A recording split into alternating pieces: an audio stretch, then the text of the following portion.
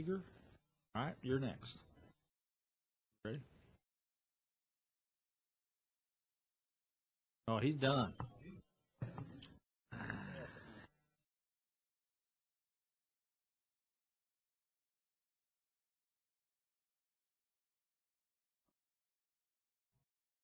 I'm Tom Hegger, recently retired farmer owner of Acme Constructors, Acme Erectors. Set up an ESOP and I sold to my employees and it worked out well. Keep 60 to 70 people going all the time. When work gets better, we get up to about 150, sometimes more. We got 16, 17 people in the office. We hire all the basic trades: carpenters, iron workers, operators, laborers, cement finishers.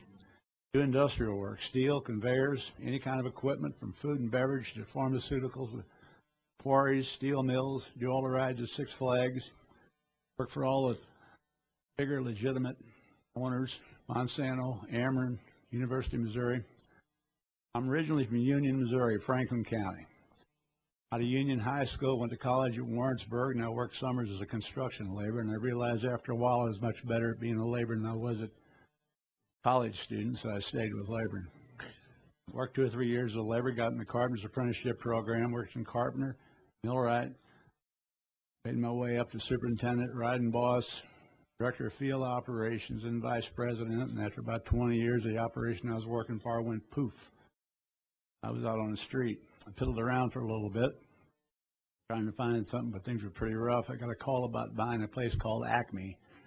I knew all about construction, or so I thought, but didn't know anything about running a business. When you're hungry and you're broke, you'd be surprised what you can do. I bought a dried up old company with no customers, a bunch of broken tools. The workforce had all retired and left. It was just me and a part-time bookkeeper. Lucky enough, I got on a Chrysler doing some conveyor modifications, and I was able to work with my tools and a crew at night, and I could work on the business during the day. That's how it got started. All my contacts were manufacturing operations. You can't work in a manufacturing plant during a week. So for the next 5 or 6 years, it was every holiday and every weekend modifying plants and upgrading equipment. I now live in Eureka, Tim Jones country. I'm friends with his parents and a pretty big supporter of Tim Jones. I'm also a strong Republican. But I don't agree with him on this issue and most of the Republicans that follow it. This is not a political issue. This is a quality of life issue.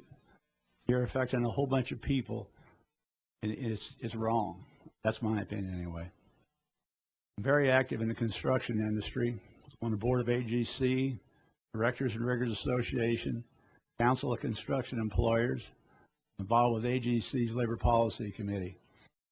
I'm lead negotiator for management when the ironworker contracts come up every 3 years, so I know all about union negotiations.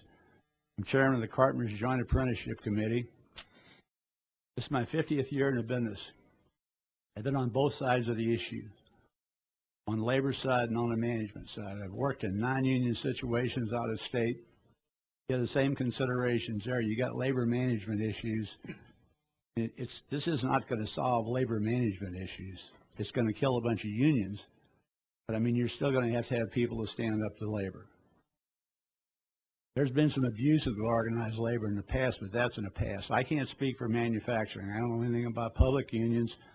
I don't know anything about service unions. I know construction. I know the building trades. We've cleaned up our house. I'm on the board of directors of the Construction Cooperative, or Collaborative, or whatever. We had to change our name. It used to be Pride. Productivity and responsibility increases development and employment. The union construction industry was pretty well screwed up about 43 years ago, and some guys stood up and straightened it out, and we're still straightening it out. We meet once a month, and we're on call if there's any kind of problem. Just like this deal came up with the stadium. We're on call about that. We can make things happen. We talk about things and keep us competitive, and we are competitive. We can compete with non-union people if we're given a fair shot. We have no tenure. We have no seniority. You either keep up or you're gone. So-called feather bedding, that's a thing of the past. Labor's my partner. They can't do it without me, and I sure as hell can't do it without them. Our training, apprenticeship programs, and journeyman upgrade classes are top shelf. We are the poster child across the nation. St. Louis Building Trade spends in excess of $35 million annually on training. None of this is a taxpayer drain. We have jointly administered training programs. Our safety training is beyond comparison, and our insurance rates show it with the reductions in the contractor premiums. We have our own health care programs that rival or exceed anything else anywhere around. When a construction worker or one of his dependents gets sick, we take care of that. It's not a drain on society. It's not a taxpayer issue. We have the same thing with pensions. We have pensions that don't drain on the economy or the taxpayer, and the pension money goes back into building construction buildings. So that makes things just go around that much better. Building trades are part of our community. In St. Louis alone, last year, the building trades donated over $3 million to charity. Nobody ever hears about that. You hear about how bad these big union bosses are. Those union bosses are a thing of the past. We spend countless hours and dollars trying to better our racial diversity issues. We got a long way to go, but we're getting there. The unions of today are part of our industry. They're part of our community, and they're doing their part to better it. We need to keep a middle class in Missouri. Union construction workers can earn a respectable living to improve their quality of life and educate their children. Working people don't all have to live in house trailers. There's a lot of misconceptions about unions, and it's obvious this isn't about making things cheaper. It's just about busting unions. Thank you. Any questions? I don't know that I got a question, but I got one comment. All right. Just listen to your testimony and background. I think we could use a few more people like you in this country sometimes. Whoa. Where you started from and where you got to. Whether you're on this issue, whether I pick right or wrong an issue today, I just respect the background you came from and the School of Hard Knocks, I guess I want to say it sounded like to me in there. Glad you're here testifying in front of this committee today. Thank you. With that, questions of the witness. Does anybody ever say anything about your company, Acme? Quite a bit. I'm just curious about that. I yeah. got enough gray hair to remember that in another time. Well, we bought the place, and my wife said, well, the first thing we have to do is change that name. I don't know. I get a lot of work because of that name. I still do. So, thank you. Thank you for your testimony. Thank you. Senator Brown, you're still with us, aren't you?